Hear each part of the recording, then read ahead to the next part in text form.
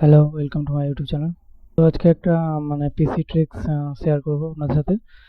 তো আমরা যখন কোনো সফটওয়্যারকে আনইনস্টল করি তখন কি করি, কন্ট্রোল প্যানেলে যাই, আনইনস্টল থেকে এখান থেকে কি আনইনস্টল করি, ঠিক আছে। তো এখান থেকে আনইনস্টল করলে কি হয়, এখানে ফাইলটা যখন আমরা এই সফটওয়্যারটা যখন ইনস্টল করি তার সাথে কিছু ফাইলও আমাদের সাথে ইনস্টল হয়। তো এখান থেকে আনইনস্টল করার পর সেই ফাইলগুলো বা ক্যাচেগুলো আমাদের সিস্টেমে থেকে যায়, সেগুলো রিমুভ হয় না। তো এইগুলো সলভ করার জন্য একটা সফটওয়্যার আছে যেটার নাম হচ্ছে রিভো আনইনস্টলার।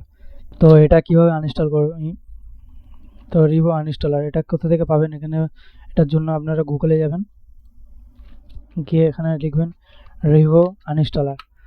তো প্রথমে যে সফটওয়্যারটা আসবে বা এখানে এলো, এবং প্রথমে যে ওয়েবসাইটটা আসবে সেটাতে ক্লিক করবেন। করার পর সিম্পলি ডাউনলোডসে যাবেন। ডাউনলোডে গিয়ে দেখবেন ফ্রি ডাউনলোড বা পোর্টেবল দুটোই আছে। আপনারা চাইলে সফটওয়্যারভাবে ইনস্টল করে ইউজ করতে পারেন এবং পোর্টেবলভাবে ইউজ করতে পারেন। তো আমি সাজেস্ট করবো পোর্টেবলভাবে ইউজ করবেন। তো হয়ে গেল। এবার আমরা কি করব, এটা আমি অলরেডি এটা ইনস্টল করে রেখেছি আমার সিস্টেমে। তো ডবল ক্লিক করে এটাকে ওপেন করব।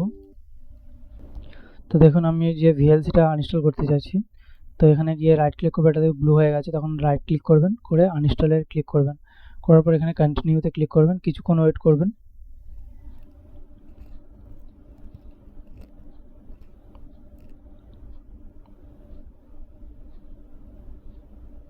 কিছুক্ষণ ওয়েট করার পর আপনারা যে কন্ট্রোল প্যানেল থেকে যেভাবে আনইনস্টল করতে করেন সেইভাবে একটা পপআপ আসবে, ওইভাবে পুরো আনইনস্টল করে দেবেন প্রসেসে। নেক্সট করবেন। নেক্সট করে এখানে দেখবেন অনেক সফটওয়্যারে দেখবেন ডিলিট পারফরমেন্স বা ক্যাচে সব কিছু ডিলিট হয়ে যায়, ঠিক আছে। তো এটা করে নেবেন, ক্লিক করে দেবেন, দিয়ে আনইনস্টল করবেন। তো এটা পুরোপুরিভাবে আনইনস্টল হয়ে গেছে। এবারে কি হবে, এবারে রিভো আনইনস্টলের কাজ হবে। তো এখানে অ্যাডভান্স সিলেক্ট করে রাখবেন, এবারে স্ক্যান করবেন, কিছুক্ষণ ওয়েট করবেন।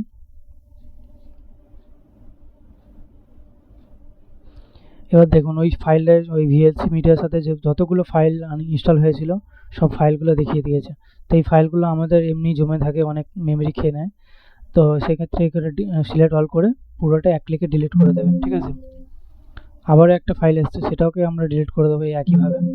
তো এটাকে আমরা ডিলিট করে দিলাম।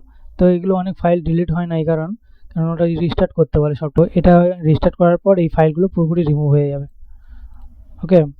তো দেন এখান থেকে একটা ফিনিশ অপশান আসবে, এই ফিনিশে ক্লিক করে দেবেন, আপনার কাজ কমপ্লিট হয়ে যাবে।